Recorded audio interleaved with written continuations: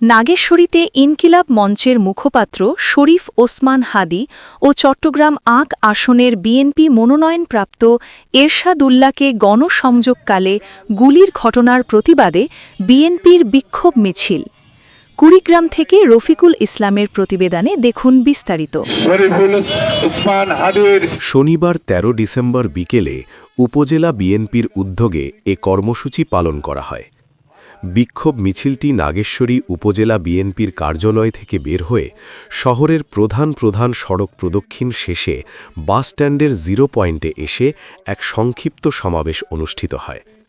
এ সময় বক্তব্য রাখেন উপজেলা বিএনপির আহ্বায়ক অধ্যাপক গোলাম রসুল রাজা, জেলা বিএনপির সদস্য ও ড্যাবের যুগ্ম মহাসচিব হৃদরোগ বিশেষজ্ঞ ডাক্তার ইউনুস আলী, উপজেলা বিএনপির সদস্য সচিব আলহাজ মোখলেসুর রহমান সহ উপজেলা বিএনপির অঙ্গ সহযোগী সংগঠনের নেতৃবৃন্দ।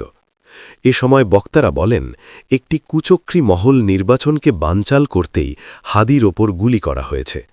হাদীর ওপর হামলাকারীদের দ্রুত গ্রেফতার ও শাস্তির দাবি জানান তারা।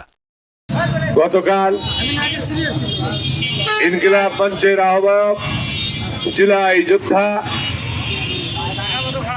শরীফুল ওসমান হাদীর কে লক্ষ্য করে সন্ত্রাসীরা যে গুলি করে তার মাথার এক পাশ দিয়ে লেগে অন্য পাশ দিয়ে বেরিয়ে যায়, তখন থেকে এখন পর্যন্ত বিভিন্ন উন্নততর চিকিৎসার পরেও হাদীকে এখনো আমরা জ্ঞান ফেরাতে পারিনি, সংকটাপন্ন অবস্থায় রয়েছে। এই হাদীর উপরে যে হামলা হয়েছে, এটি হাদীর উপরে হামলা নয়, জুলাই অভ্যুত্থানের নেতাদের উপর হামলা এবং জুলাই অভ্যুত্থানকে অস্বীকার করার একটি পায়তারা।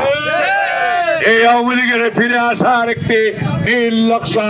এটি যদি হয় আরেকবার অভ্যুত্থান হবে, বাংলাদেশের মাটিতে আর এই ফ্যাসিস্টকে স্থান দেওয়া হবে না।